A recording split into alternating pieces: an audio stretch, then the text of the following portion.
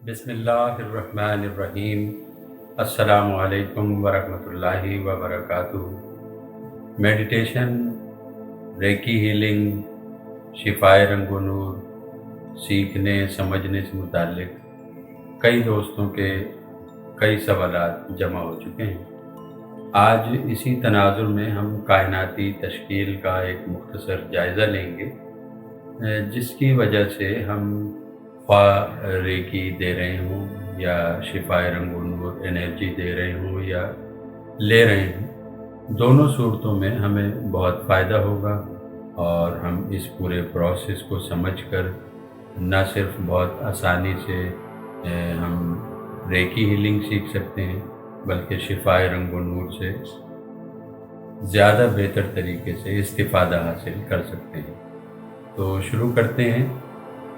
कायनात के बुनियादी 4 मराहिल हैं जिनके ज़रिए हम इस तश्कील को समझने की कोशिश करते हैं। पहला मरहला अल्लाह रब्बुल इज़्ज़त का है, जिस मरहले को गैर मुतग़य्यर कहा जाता है।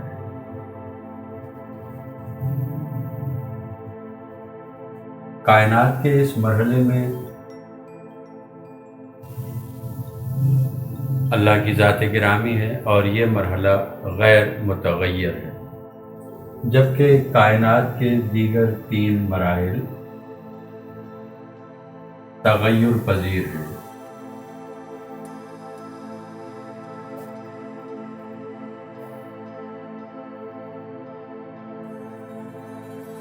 तो ये मरहला गैर मुतग़य्यर है, ये तीनों मराहिल तग़य्युर पज़ीर हैं। तग़य्युर यहाँ से शुरू हो गया, चूँकि यहाँ से मखलूक की एक्टिविटी शुरू हो गई, तो जैसे जैसे नुज़ूल होता जा रहा है तग़य्युर में इजाफ़ा होता जा रहा है। इस कदर इजाफ़ा हो गया है कि वो नूरानी ज़िंदगी जो हमारे आबा हज़रत आदम अलैहिस्सलाम, हज़रत हव्वा अलैहिस्सलाम को इस नूरानी दुनिया में हासिल थी और जो यहाँ से जाने के बाद भी दोबारा हासिल हो जाएगी, जिनके अच्छे आमाल होंगे उन्हें ज़रूर जन्नत में अल्लाह ताला उन्हें जगह देंगे। तो ये वो मुकाम है जहाँ हमेशगी की ज़िंदगी है और इस हमेशगी की ज़िंदगी का एक दिन अर्ज़ी ज़िंदगी के 1000 साल हैं।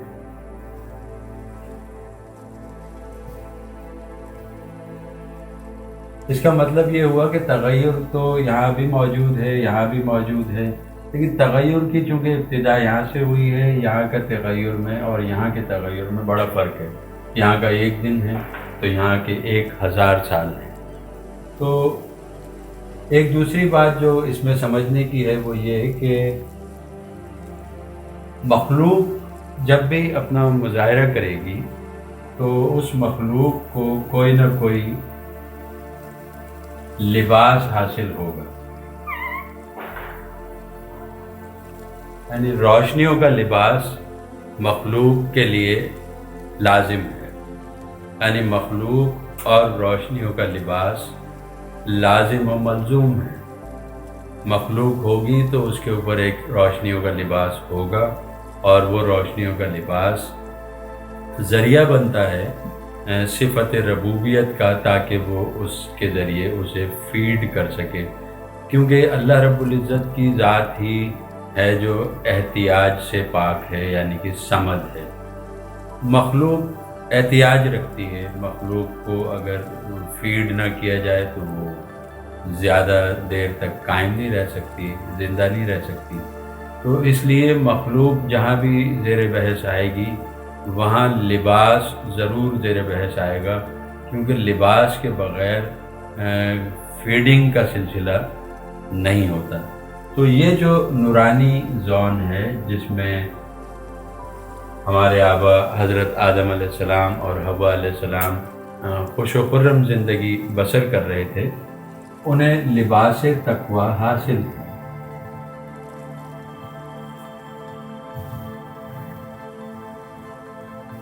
उन्हें लिबास तक़वा हासिल था। अब ये वो ज़ोन है जहाँ अभी नूर है, अभी दूसरा रुख एक्टिव नहीं हुआ है, क्योंकि हर کائنات کو تشکیل دیا اللہ تعالیٰ نے دو رخوں پر. یہاں اگر پازیٹیوٹی ہے تو یہاں نیگیٹیوٹی بھی ہے، یہاں اگر خیر ہے تو شر بھی ہے. تو نور کے جسٹ اپوزٹ ظلمت ہے، لیکن یہ ظلمت ابھی یہاں پر کریٹ نہیں ہوئی، موجود ہے، ڈی ایکٹیو ہے. اللہ تعالیٰ نے آگاہ کر دیا ہے آدم علیہ السلام کو کہ اگر آپ اس شجر کے نزدیک گئے تو آپ کا شمار ظالموں میں ہوگا، یعنی کہ آپ ظلم کو ایکٹیو کرنے والے ہو جاؤ گے، تو آپ نہیں جائیے گا. لیکن یہ سب ہو گیا، وہ شجر ممنوعہ کے قریب پہنچ گئے اور لہٰذا ظلمت ایکٹیو ہو گئی. جب ظلمت ایکٹیو ہوئی تو یہ سمجھنا ہے کہ ہوا کیا. ظلمت ایکٹیو ہو گئی تو ایک اسٹیپ نیچے آ گئے، وہی نور نزول کر گیا، کیونکہ اب نور میں پلس ہو گئی ظلمت. نور میں ظلمت پلس ہوئی تو ہم ایک درجہ نیچے آ گئے. ہم اس نورانی دنیا میں جہاں کا ایک دن یہاں کے 1000 سال ہے، ہم اس سے نیچے آ گئے، دوسرے مرحلے میں داخل ہو گئے. اب اس مرحلے میں داخل ہو گئے، اب یہ مرحلہ وہ ہے جو ظلمت کی پاداش میں ہم نیچے آ گئے ہیں. اور یہاں آنے سے ہوا کیا کہ یہ جو لباس تقویٰ ہمیں وہاں حاصل تھا، یہاں آنے کے بعد وہ لباس تقویٰ ختم ہو گیا، لباس تقویٰ نہیں رہا، اور آدم علیہ السلام خود کو برہنہ محسوس کرنے لگے اور جنت کے برق سے خود کو ڈھانپنے اور چھپانے لگے. تو یہ جو نور اور ظلمت کی پاداش میں ہم نیچے آ گئے اور لباس تقویٰ ہم سے چھن گیا، تو یہاں جو لباس ہمیں ملا، دوسرا لباس، ایک خول چڑھ گیا، ایک ابھار سا بھی محسوس کیا آدم علیہ السلام نے، ایک ابھار سا بھی محسوس کیا اپنی باڈی پہ. تو وہ ابھار اس روشنیوں کے ہیولے کا تھا، جو روشنیوں کا ایک ہیولہ، جو اب لباس تقویٰ تو چھن گیا تو کوئی نہ کوئی روشنیوں کا لباس تو ہوگا. وہ روشنیوں کا لباس جسے ہم ہیولہ کہیں گے، یہ ہیولہ اب ان کے اوپر اسی طرح لباس بن کر آ گیا جیسے یہ لباس تقویٰ تھا، اب لباس ہیولہ ہے. اور یہاں انہیں مغفرت اور رحمت کی ضرورت محسوس ہوئی.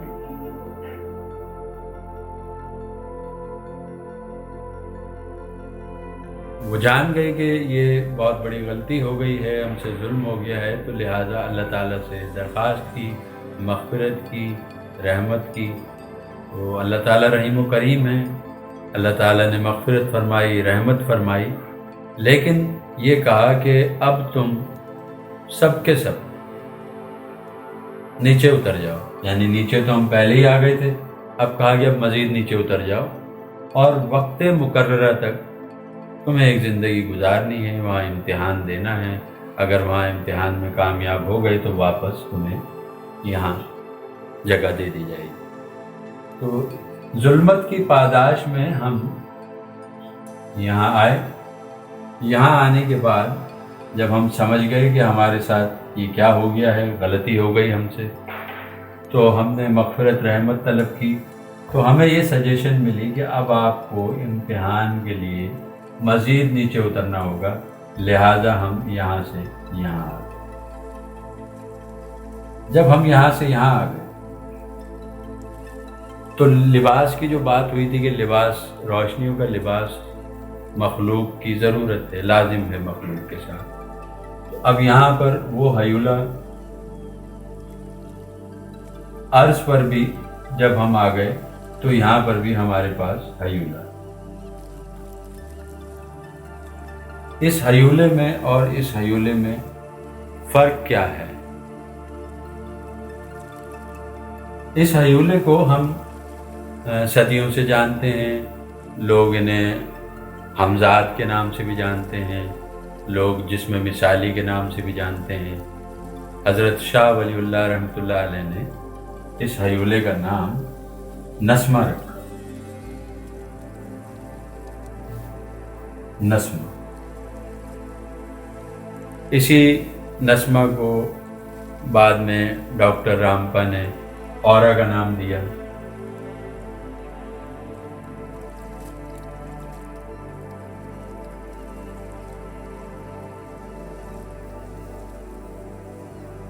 तो इस नस्मा में और इस नस्मा में, ये भी, इसको भी हम नस्मा ही कहते हैं।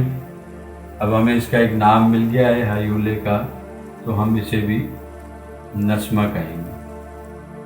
अब नस्मा जो इस मरहले में था और इस मरहले में था, उसमें फ़र्क क्या वाक़ई हुआ कि मिसाल देकर समझाया जाता है कि इसमें रोशनियों का बहाव एक रुख पर है।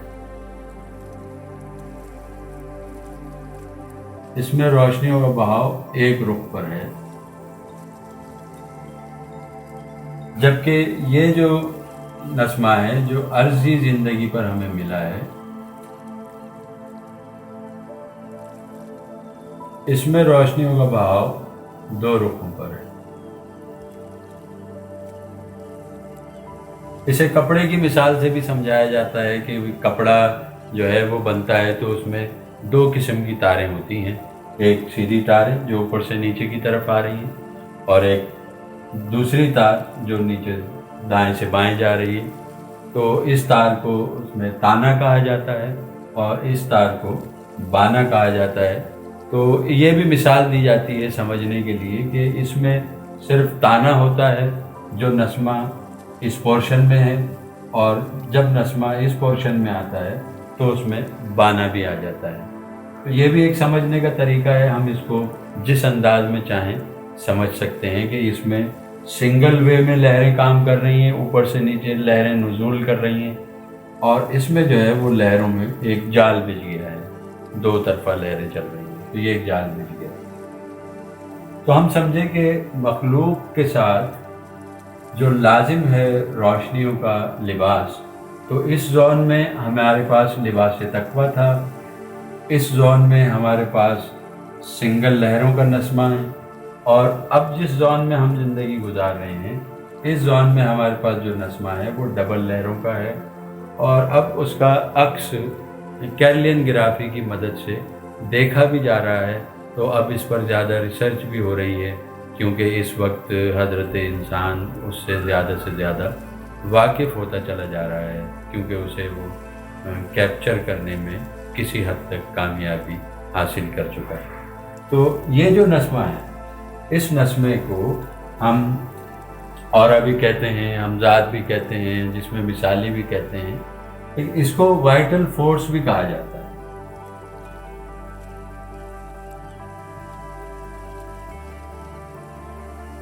इसको वाइटल फोर्स भी कहा जाता है। इसी तरह इसको कॉस्मिक रेज भी कहा जाता है।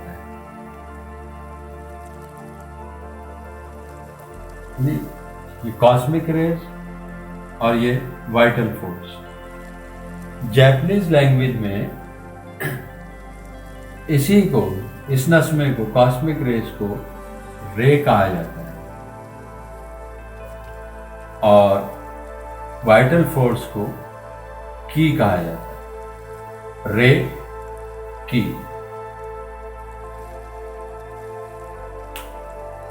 तो एनर्जी हमें जब भी मिलती है वो इसी नस्मा में दाखिल होती है, और ये एनर्जी हमें हमा वक्त मिलती रहती है।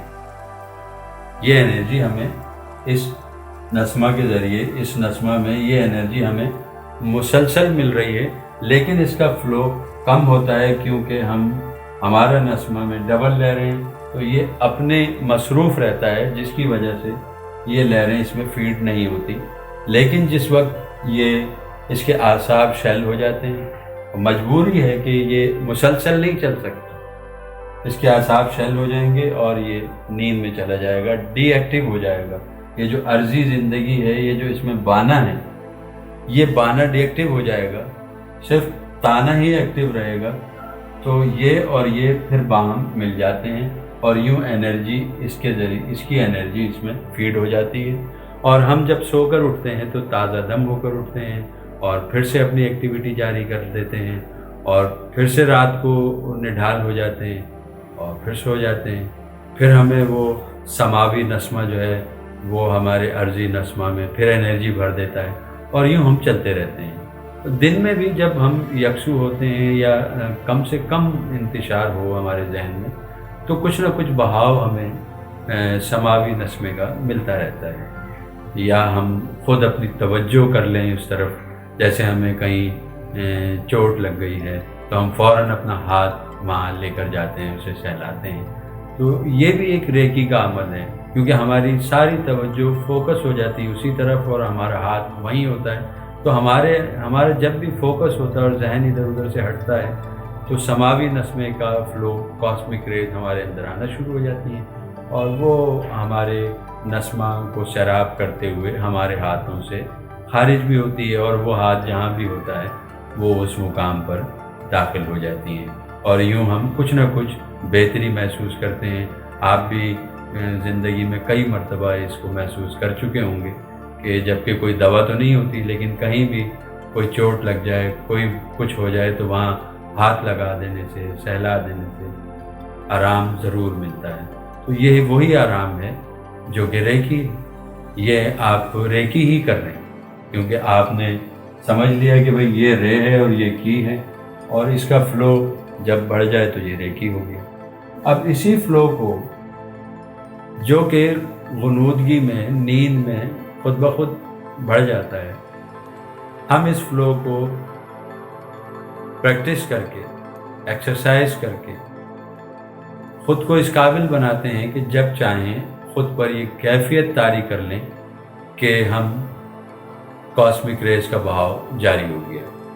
اب کاسمک ریز کا بہاؤ جب جاری ہو جاتا ہے تو کہاں آئے گا؟ وہ ہماری کی پر آئے گا، رے، اور ہماری کی پر آ جائے گا۔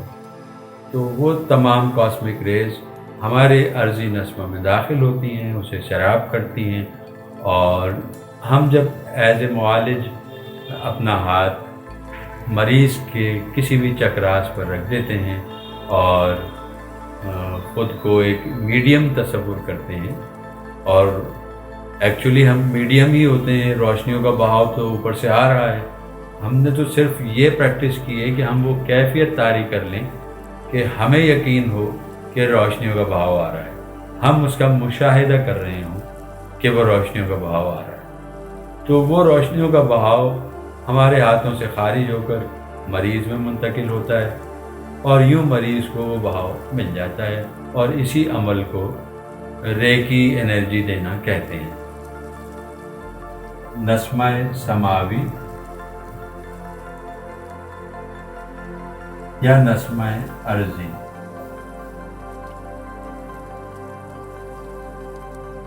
ڈاکٹر میکاؤ یوسوئی کی ریکی نسمہ سماوی اور نسمہ عرضی کے درمیان ورک کرتی ہے، لیکن جب ہم بات کرتے ہیں اللہ نور ریکی کی تو پھر اس دائرے سے بات اوپر چلی جاتی ہے، اور اس میں یہ مرحلہ بھی زیر بحث آتا ہے، اور چونکہ ہم اس میں اللہ کو پکارتے ہیں تو پھر یہ مرحلہ بھی زیر بحث آ جاتا ہے۔ یعنی کہ اللہ نور ریکی میں کائنات کے یہ چاروں مراحل ایکٹیو ہوتے ہیں، جبکہ ڈاکٹر میکاؤ یوسوئی کی جو ریکی ہے اس میں ان دو مراحل سے کام لیا جاتا ہے۔ اب ہم بات کرتے ہیں شفائے رنگ و نور کی۔ شفائے رنگ و نور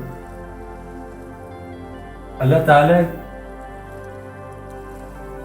کی بے شمار صفات ہیں، اور ایک صفت اس میں شافی ہے۔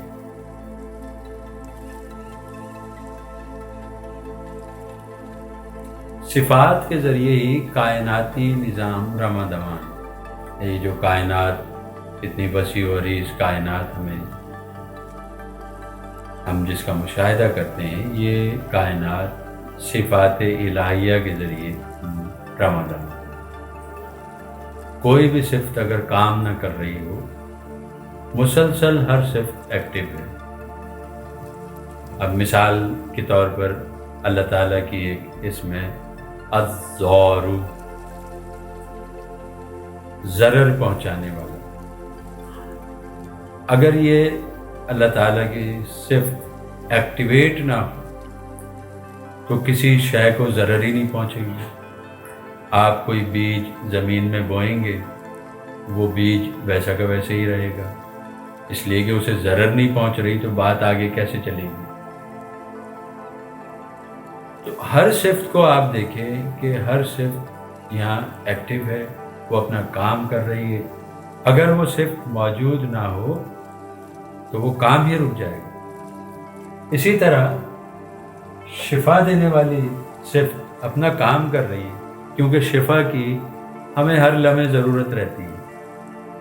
اگر یہ صفت کام نہ کر رہی ہو تو لوگ شفا یاب کیسے ہوں گے؟ کوئی شفا یاب ہی نہیں ہو سکتا۔ تو شفا یابی کا عمل جاری و ساری ہے، آٹومیٹک جاری و ساری ہے۔ صفات الہیہ میں 3 تجلیاں کام کرتی ہیں۔ صفات الہیہ میں 3 تجلیاں کام کرتی ہیں۔ ایک تجلی براہ راست اس میں ذات باری تعالیٰ سے منسلک رہتی ہے۔ دوسری تجلی کو رحمت کہا جاتا ہے، اور تیسری تجلی کو قدرت کہا جاتا ہے۔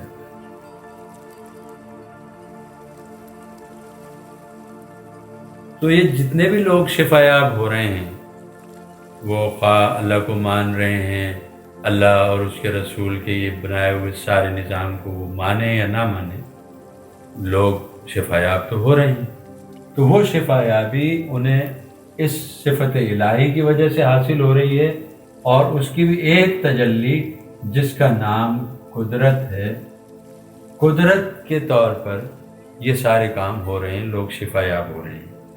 قدرت نے ہی یہ موقع فراہم کیا محترم ڈاکٹر میکاؤ یوسوئی کو کہ انہوں نے ریکی دریافت کی اور 2000 سے زائد لوگوں کو یہ علم سکھایا، اور جس کی وجہ سے آج پوری دنیا میں لوگ اس سے ریکی سے فیض یاب ہو رہے ہیں، شفا لے رہے ہیں۔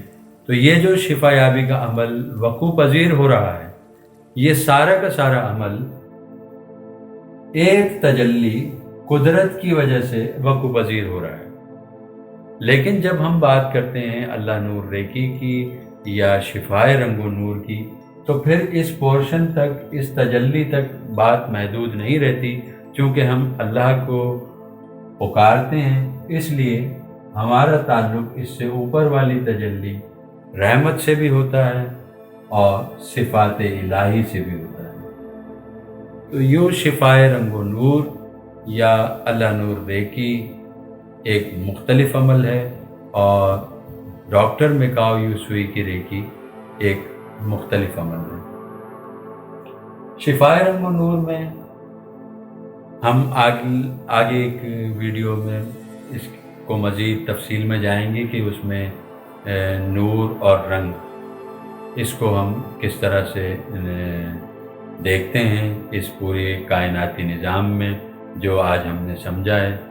تو اس سے کیا ہوگا کہ ہمیں یہ پوری تھیوری معلوم ہوگی، تو ہم بہتر طور پر اس انرجی سے، جو انرجی موجود ہے، ہمیں کوئی خاص انرجی کریٹ نہیں کرنی، انرجی تو موجود ہے، خود کو انرجی سے منسلک کرنا ہے، بار بار منسلک کرنا ہے، اتنا کہ ہم ایکسپرٹ ہو جائیں کہ جب چاہیں انرجی کے ساتھ منسلک ہو جائیں، اور پھر اس انرجی کو اپنے ارادے کے ساتھ کسی دوسرے میں منتقل کرنے کے لیے بھی پریکٹس کرنی ہے۔